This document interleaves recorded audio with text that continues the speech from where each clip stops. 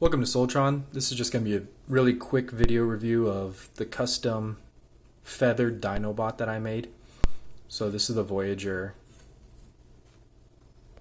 Kingdom figure. So I added these feathers to him. So he's got feathers here on his little arms and then on his head. These feathers I got from just like a cheap bird transformer off of Amazon. So I just cut him apart and I donated all his feathers to Dinobot here, and I think he looks pretty good. I painted his eyes too, and I really like how the green paint turned out, but it wasn't too much work. And then because he's got like head feathers for his robot mode, his feet can't really fold up, so I might ball joint these ankles so I can get them a little bit more to this area so they can cover up. But yeah, I think he looks pretty good. Alright, let's take a look at that head detail before I transform him up. I think he looks really sinister. Alright, and here he is transformed to robot mode, and he's just got all his feather pieces on his back now.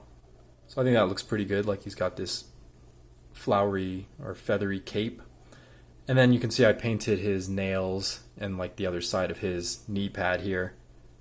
And then I painted all the eyes red just so they would all match his robot mode.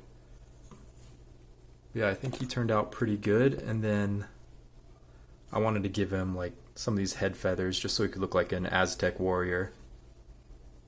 I would have liked these feathers to be longer, but with the figure that I used for parts, that's just like I used up pretty much all the feathers. There wasn't very many left. But yeah, I think he looks pretty good, and then because these arms articulate, he can kind of spread these wings a little bit.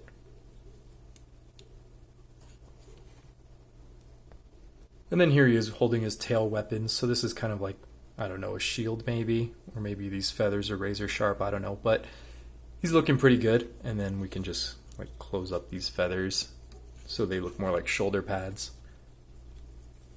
But yeah, I think that's also a pretty good look for him.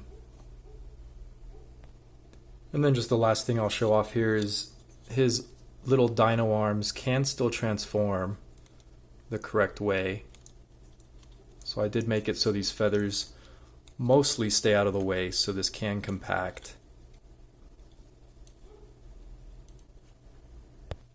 So I added a little bit of epoxy near the ball joints that's kind of bulking him up a little bit so it kind of gets in the way, but he kind of can still do his regular transformation. I don't think it's a very good look. I definitely prefer these feathers on his back.